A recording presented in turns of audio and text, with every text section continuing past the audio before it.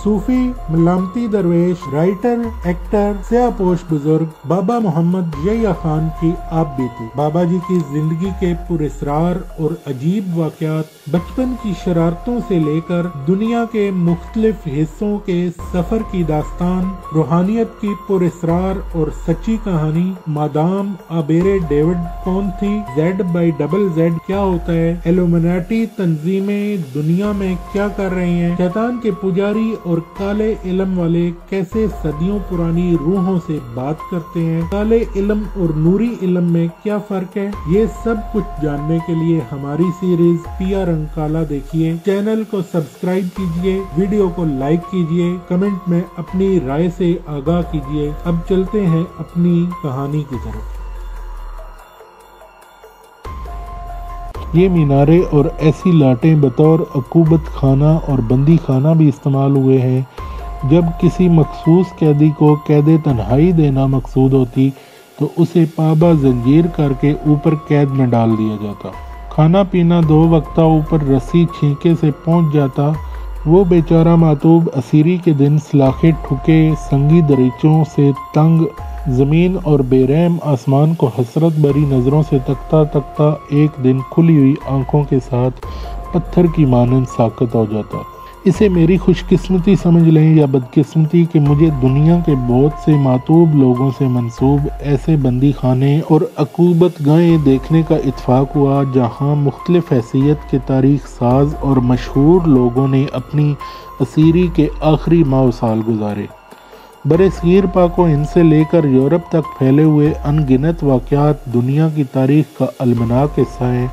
ये जेलें, बंदी और अकूबत खाने, कैदे तन्हाई की कोठड़ियाँ, कसूरी चक्कियाँ, पाँव की बेड़ियाँ, टिकटिकियाँ, ज़मीन दोज़ तहखाने और आसमान को थुगली लगाते हुए मीनार, गर्म पानियों के हौज़, दरिया, समुद्रों में भटकते हुए बड़े लकड़ी के मटके, बांसों के जंगल में बांस की कमचियों से बनाए हुए शिकंजे, ताज़ा उतरी हुई मवेशियों की खाल के लिहाफ, चनों से भरी हुई तोशकें, कच्चे चमड़े के तस्मे, आहनी खुर्द और शीशे के बने हुए जूते, 24 सलीब और गैस चैम्बर, इलेक्ट्रिक कुर्सियाँ और जहर इंजेक्शन, तोप दम और दरिया बुर्द, फील पाया, बाग बदड़, काल कोठड़ी या सांप कोठड़ी, इलाका बदर या काला पानी, ये सब इज़ार रसानी के आलात और अकूबतों के मुख्तलिफ अंदाज और तरीके होते थे। ये सारी इजादें जागीरदाराना निज़ाम, हकमाना ज़हनियत, सियासत और मजहबी जुनून की बिगड़ी हुई शक्लें और मनफी सोचो फ़िक्र के शख्साने हैं।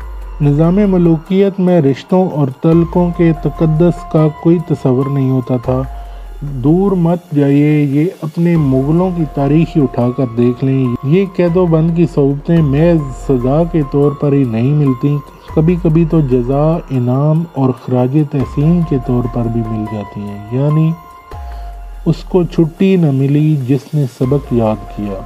इस्पानिया के सवाइल बड़े खूबसूरत, वसी और अरीज़ और दिलकश हैं। यूरोप के दीगर साहिली मकामात के मुकाबले में ये मुतदिल मौसमों की सारी मेहरबानियाँ, फितरत के हुस्न की तमाम तर शादाबियाँ और ज़िंदगी की सेहतमंद हरारतें लिए हुए हैं।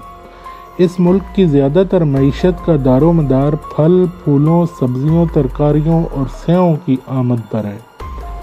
मैं एक ज़माना इस खूबसूरत छोटे से मुल्क के हुस्न जहाँ सोज का असीर रहा। जब भी कभी फितरत के हुस्न बेपनाह से आंखें सेंकने को जी चाहा, स्पेन पहुँच गया। एक खूबी या सहूलत जो इसे यूरोप से मुमीज़ करती है वो है इसके साहिलों पे तफरियात की बेपनाह कम खर्च आज़ादाना सहूलतें और रिहाइश के लिए नहायत ही अर्जा और सहल हुसूल छोटे बड़े काटेज मकानात, जिन्हें आप पूरे सीज़न या 5-10 साल के लिए किराए पे ले सकते हैं।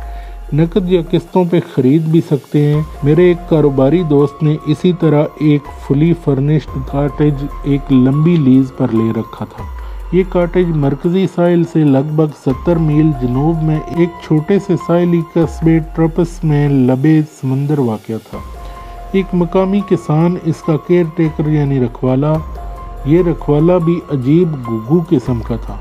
30-32 बरस का वजी जवान जो कभी बुल फाइटर था, ایک فائٹ میں ٹانگ توڑوا بیٹھا، ہڈی پہ ہڈی نہ بیٹھی تو یہ اپنے گاؤں گھر بیٹھ گیا۔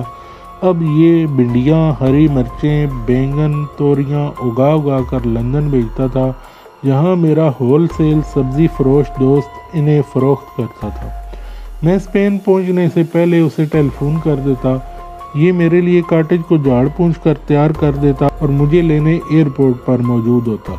اس کمبخت کو پامسٹری سے دلچسپی تھی، جبکہ اس کی موٹی سی بیوی شیلا ازابیلا ساحل پہ چھوٹی رنگین چھولداری لگا کر کرسٹل بال اور تاش کے پتوں کے ذریعے سیاحوں کو ان کی قسمت کا حال بتایا کرتی تھی۔ میرے سبزی فروش دوست نے پتہ نہیں ان پاگل سے میاں بیوی کو کچھ الٹا سیدھا بتایا ہوا تھا کہ وہ دونوں ہی میرے دیوانے تھے۔ ظاہر ہے انہیں میرے متعلق یہی کچھ بتایا ہوگا کہ میں بہت بڑا نجومی ہوں یا بلیک میجک جانتا ہوں۔ استغفر اللہ، یورپ سارے کا سارا توہم پرست ہے۔ بس انہیں معلوم ہو جانا چاہیے کہ فلاں شخص پامسٹ ہے، مستقبل کے بارے میں کچھ بتا سکتا ہے، ہپناٹزم جانتا ہے، روحوں اور جن بوتوں سے رابطہ کر سکتا ہے، بس پھر یہ لوگ اسے پوجنا شروع کر دیتے ہیں۔ یہ دونوں بیوقوف میاں بیوی بھی میرے بارے میں کچھ ایسا ہی حسن ظن رکھتے تھے۔ جب بھی میں وہاں پہنچتا وہ دونوں سب کچھ چھوڑ چھاڑ کر میری خدمت اور جی حضوری میں لگ جاتے اور کبھی کبھی دبے الفاظ میں مجھ سے کچھ سیکھنے کا اظہار بھی کرتے۔ میں انہیں کئی بار صاف الفاظ میں سمجھا چکا تھا کہ میرے پاس کوئی علم نہیں ہے جو ان کے مقصد کا ہو، اگر کچھ ہے بھی تو وہ صرف سچے مسلمان یعنی کسی صاحب ایمان و ایقان کے مطلب کا ہے۔ دوسرے مذاہب اس سے کماح کا مستفیض نہیں ہو سکتے۔ وہ دونوں مسلمان بھی ہونے کے لیے تیار ہو گئے، مگر میں انہیں ٹال گیا۔ دراصل اس کی بیوی شیلا ازابیلا نام نہاد پامسٹ، اسٹرالوجسٹ، میگناٹسٹ اور ہپناٹسٹ خدا جانے کیا کچھ بنی ہوئی تھی۔ آتا جاتا اسے کچھ نہیں تھا اور نہ ہی وہ ان علوم کے بارے میں باقاعدہ تعلیم و تجربہ رکھتی تھی، بس ان موضوعات پہ کچھ مطالعہ تھا، باقی کام وہ اپنی موٹی موٹی کٹیلی آنکھوں اور پرکشش نسوانی شخصیت سے پورا کر لیتی تھی۔ مادام شیلا ازابیلا پراسرار علوم کی ماہر، قدیم جپسی قبیلے کی چشم و چراغ۔ آئیے اپنی قسمت کا حال جانیے، مستقبل، محبت، شادی، بزنس، سفر، کچھ بھی پوچھیے۔ اس کی چھولداری کے اندر باہر خوبصورت رنگین تصویریں نمایاں طور پر لگی ہوئی تھی۔ کہیں وہ رچرڈ برٹن کے ہاتھوں کا مطالعہ کرتی ہوئی نظر آتی، کہیں الزبتھ ٹیلر کے پاس کھڑی ہے۔ امریکن، برٹش، اٹالین ایکٹروں اور ایکٹریسوں کے علاوہ ہندوستانی اداکاروں کے ساتھ بھی اس کی تصویریں تھیں۔ اگرچہ اس دور افتادہ بیچ پوائنٹ پہ کوئی زیادہ بھیڑ بھاڑ نہیں ہوتی تھی، پھر بھی سیزن خوب لگتا تھا۔ مادام ازابیلا اپنی چتر چالاکی اور مسحور کن شخصیت سے بولے بالے سیاحوں کو خوب جھاڑ پونچھ لیتی۔ ان کا اصل گھر، کھیت کھلیان اور فارم وغیرہ تو گاؤں میں تھے جو ساحل سے خاصے فاصلے پر تھے۔ ازابیلا کا خاوند زوگو اکثر اپنے کھیتوں میں رہتا تھا، البتہ ویکینڈ پہ وہ اپنی بیوی ازابیلا کے پاس چلا آتا، اس کی چھولداری کے سامنے آئس کریم کا ٹھیلا کھڑا کر لیتا۔ ویکینڈ پہ میاں بیوی دونوں کا قیام میرے دوست کے کاٹیج پہ ہوتا، جو ویسے بھی سال بھر انہی کی تحویل میں رہتا تھا۔ سال میں ایک آدھ بار میرے لندن والے دوست کے بال بچے ادھر آ جاتے اور ہا ہو کر کے واپس لندن لوٹ جاتے۔ باقی سارا سال یا تو کاٹیج خالی رہتا یا پھر میرے جیسا کوئی انٹرنیشنل فقرہ یہاں آ کر پڑا رہتا۔ جون کے پہلے ہفتے میں ہی میں اسپین پہنچ گیا تھا۔ خلاف معمول اس بار مادام ازابیلا بھی زوگو کے ساتھ ایئرپورٹ پر میرے استقبال کے لیے آئی تھی اور مجھے پھولوں کا تحفہ دیتے ہوئے چٹاک سے اس نے میرا بوسہ لے لیا تھا۔ وہ بڑی خوش اور ہلکی سی فربہ دکھائی دے رہی تھی۔ وہ حسب معمول اپنی 25 برس پرانی کھٹارا سی وین پہ مجھے لینے آئے تھے۔ یہ پرانی جرمن مرسڈیز وین کاٹھی کی بڑی مضبوط اور خصلت و عادات کی بڑی شستہ تھی۔ کھیتوں کی کھاد، مویشیوں کا چارہ، کھیت مزدوروں کو لانا لے جانا، سبزیوں کی بار برداری اور بیچ پہ سیزن کے دوران میں موبائل بیڈ روم کا کام بھی دیتی تھی۔ اب جب میں اس پر سوار ہوا تو مجھے اس کی حالت قدرے دگرگوں سی لگی اور میں یوں ہی اسے کہہ بیٹھا، زوگو تم اپنی یہ کھٹارا کب بدلو گے؟ اب تو یہ بیچاری بہت بوڑھی ہو گئی ہے۔ ازابیلا ڈرائیونگ سیٹ پہ تھی۔ زوگو مسکراتے ہوئے ازابیلا کو دیکھتے ہوئے بولا، مسٹر خان تم بہت کمال کے آدمی ہو۔ مجھے تمہیں یہ بتانے کی ضرورت نہیں ہے کہ جرمن اور امریکن گاڑیاں، اسپینش اور اٹالین عورتیں، پاکستانی اور عربی مرد اپنی زندگی میں کبھی بوڑھے نہیں ہوتے۔ میں گھوم کر اس کے منہ کی طرف دیکھنے لگا۔ اس یورپین پینڈو کو ایسے پتے کی بات کیسے سوجھ گئی؟ ازابیلا بھی کھل کر ہنسی اور بولی، مائی ڈیئر مسٹر خان، یہ بات بڑی پکی ہے کہ جب تم یہاں آتے ہو تو اس بیوقوف کی عقل بھی کہیں سے واپس آ جاتی ہے۔ یہ بڑے پتے اور کام کی باتیں کرنے لگتا ہے، اس لیے میں تم سے کہتی ہوں کہ پرماننٹ یہیں اسپین میں سیٹل ہو جاؤ۔ میں اپنے کیبن کے باہر ایک شاندار بورڈ کا اضافہ کر دوں گی، mister Khan great holy man, parapsychologist, palmist, astrologist from Pakistan وغیرہ وغیرہ۔ پھر دیکھو پیسہ کیسے برستا ہے۔ اگر 1-2 سیزن فل لگ جائیں تو 4-5 ولاز اور کاٹیج یہیں لے لیں گے، اور اس ڈرائی ڈیول کی بھی کچھ اصلاح ہو جائے گی۔ تھینک یو مادام ازابیلا کہ آپ نے مجھے ایسی ہوش ربا آفر دی، مگر افسوس کہ میں ایسا ہرگز نہیں کر سکتا۔ میں نے کہا، کیوں تم کو کیا پرابلم ہے؟ فیملی ہے تو ان کو بھی ادھر لے آؤ، نائس ویدر، بیوٹیفل پلیس، وہاں کے لوگ بھی ادھر سیٹل ہونا چاہتے ہیں اور تم انکار کرتے ہو۔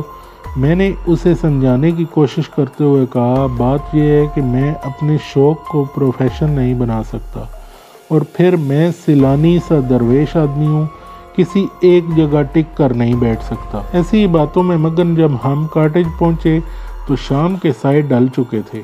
2-4 روز ایسے ہی کسل مندی، سونے جاگنے، لکھنے پڑھنے میں گزر گئے۔ کیونکہ میرے آتے ہی دوسرے روز ویکینڈ پڑ گیا تھا، 2 دن دونوں میاں بیوی بے حد مصروف رہے۔ میں نے بھی انہیں ڈسٹرب کرنا مناسب نہیں سمجھا۔ کھانا پینا کر کے میں ساحل کے ساتھ لمبی واک کو نکل جاتا، سینڈوچ اور بسکٹ پاس ہوتے، جہاں اور جدھر بھوک لگتی گزارا کر لیتا۔ نماز کا وقت ہوتا تو وہیں سمندر کنارے وضو کر کے کسی پتھر یا ریت پہ چھوٹی سی چادر جو سفر میں تولیہ کا کام بھی دیتی تھی بچھاتا اور سجدہ کر لیتا۔ ایک روز میری واک شاید کچھ لمبی ہی ہو گئی تھی۔ صبح نماز کے وقت کا نکلا ہوا ظہر کا وقت بڑھ گیا اور میں اپنی لگن میں مگن کسی نامعلوم منزل کی طرف رواں تھا۔ اکثر ایسا ہوتا کہ اندر کی چکی چل پڑی تو چل ہی پڑی، چلتے چلتے ڈوبتے سورج کے ساتھ ڈوبنے پہ ہی پتہ چلتا کہ کہاں سے کہاں آ نکلے ہیں۔ جہازوں کے گھنٹوں کے سفر چکی کے ساتھ لمحوں میں کٹ گئے، محسوس تک نہ ہوا، اور یہ بھی شاید کوئی ایسا ہی سفر تھا۔ گھڑی ٹٹولی، معلوم ہوا کہ عصر لگ گئی ہے۔ نماز کے بعد دور و نزدیک نظر دوڑائی، چرند نہ کوئی پرند، دور دور تک کھیت کھلیان، میدان ٹیلے، کھالے کھائیاں، یا پھر سمندر، آوارہ بادل، دور دور نظر آتے ہوئے جہاز۔ اب ایک عجیب سا علاقہ شروع ہو گیا تھا۔ سمندر بہت نیچے اور زمین بہت اوپر تھی۔ سمندر کے ساتھ عمودی اٹھے ہوئے تودے، شاید سمندر کے کٹاؤ کی وجہ سے ایسا ہوا تھا۔ انگلستان، خاص طور پر ڈور کے ساحل بھی ایسے ہی ہیں، بعض جگہوں پہ 200-200 فٹ اونچے تودے اور پھر اوپر زمین۔ یہاں بھی یہی صورتحال تھی۔ ظاہر ہے کہ میں اب آگے نہیں جا سکتا تھا۔ بالکل وہی اسکاٹ لینڈ والے جزیرے آئی بات والی صورتحال۔ میں کچھ پیچھے پلٹ آیا اور ایک مناسب سی جگہ دیکھ کر اوپر چڑھ آیا۔ سمندر بہت نیچے رہ گیا تھا۔ سب سے پہلے جو چیز نمایاں نظر آئی وہ ایک بلند مینار تھا۔ اس کے نیچے جیسے کوئی صدیوں پرانا اجڑا ہوا قبرستان ہو، ٹوٹی پھوٹی شکستہ سی دیواریں، جا بجا بکھرے ہوئے تراشیدہ نہ تراشیدہ پتھر، سوکھے ہوئے درخت، استبلوں کے لیے باڑوں کے نشانات، کچھ منہدم سی کوٹڑیاں اور سین، ایک عجیب سی شکست و ریخت اور بربادی و تاراجی مجھے اس قطع زمین میں اپنی پرچھائی ڈالے ہوئے نظر آ رہی تھی۔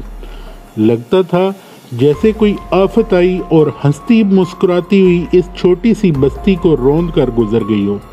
کچھ قبروں کے نشانات بھی دکھائی دیے، ٹوٹے پھوٹے کتبے اور سنگی لوہیں، آدھی اوپر اور آدھی زمین میں دسی ہوئی۔ जरा और आगे भारी पत्थरों का एक बड़ा सा चबूतरा, जिसके नीचे पथरीली सीढ़ियां शायद इसके तहखाने में उतरती थी। इस चबूतरे पर पुरहिबत भारी पत्थरों से बना हुआ रोशनी का मीनार खड़ा था। 4 मंजिलों के ऊपर आतशी रोशनियां घुमाने वाले टूटे फूटे जंग आलूद आलात लटके पड़े थे। हर एक मंजिल पे चारों अतराफ गोल पथरीली खिड़कियां थीं, जिनके पट टूटे हुए और खिड़कियों के गोल पत्थर परिंदों की गंदगी से अटे पड़े थे। मैं सोच रहा था कि इलाही ये कैसी उजड़ी हुई जगह है, शायद इधर कोई आना पसंद नहीं करता।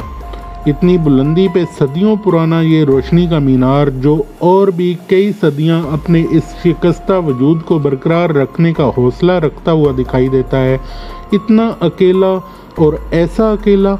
मैं यही सोचते सोचते चबूतरे पे चढ़कर इस दरवेश मीनार के कदमों में जा बैठा कि पूछूं, ए बाबा, ऐसा वीराना और ऐसा विश्राम, ज़रा मन का दर तो खोलो, अपने भीतर झांका तो लगाने दो, देखें तो सही कि तुम हम जैसे अकेले हो या हम तुम जैसे अकेले हैं। ये जगह काफ़ी ऊंचाई पर थी। जहाँ तक निगाह काम कर रही थी वहाँ खेत, बड़े बड़े खलियान, बाड़े थे। ज़रा दूर पर एक सड़क भी दिखाई दी जिस पे देहाती किस्म के छकड़े गुजर रहे थे। एक बात समझ से बाला थी कि खेत, बाड़े और मुख्तलिफ खड़ी फसलें भी मौजूद हैं, लेकिन कोई किसान, खेत मजदूर, मवेशी जानवर दूर दूर तक नज़र नहीं आता। मुझे हल्की सी भूख का एहसास हुआ। बगली थैले से चाय का फ्लास्क और 2-4 क्रैकर बिस्किट निकाले, मीनारे से टेक टिकाई और सामने पुरहिबत समुंदर पुरसुकून शांत, यूं लगा जैसे इस वक्त कुर्राए अर्ज पर ऊपर अल्लाह अकबर, दरमियान में मेरा वजूद और नीचे समुंदर है। चाय चकोसते चकोसते मैं सोच रहा था कि मोहनजोदड़ो और हड़प्पा तो घर की मुर्गियाँ हैं, रोम, एथेंस, काहिरा, नैनवा, बाबल, कूफा, बगदाद, दमिश्क, दिल्ली वगैरह बर्बादियों और आबादियों की बड़ी बड़ी इबरत और तमाशा गाहें देखी हैं, लेकिन ऐसी वीरानी सी वीरानी कहीं नजर नहीं आई। खुले खेत खलियानों में समुंदर किनारे और ऊंचे पहाड़ों पे सुबह बहुत जल्द निखर आती है, लेकिन शाम बड़ी देर तक अपनी जुल्फें बखेरे रहती है। सूरज का तांबा दिन भर की तमाज़त से तप कर शफक रंग हो चुका था। समंदर के सीने पे दरा हुआ लहू रंग सूरज यूं दिखाई देता था जैसे किसी ने ताज़ा ताज़ा कलेजा निकाल कर मशहदी कालीन पर रख दिया हो। तभी कहीं से खटखट की आवाज़ आई। मैंने ज़रा कान खड़े किए तो महसूस हुआ कोई मोटरसाइकिल इधर मीनारे की तरफ आ रही है। मैं खड़ा होकर इस पगडंडी की जानब देखने लगा जो इधर सड़क को इस वीराने से मिलाती थी। जाने से पहले हमारी वीडियो को लाइक कीजिए, कमेंट्स में अपनी राय दीजिए और चैनल को सब्सक्राइब कीजिए। मिलते हैं अपनी अगली किस्त में। अस्सलाम वालेकुम।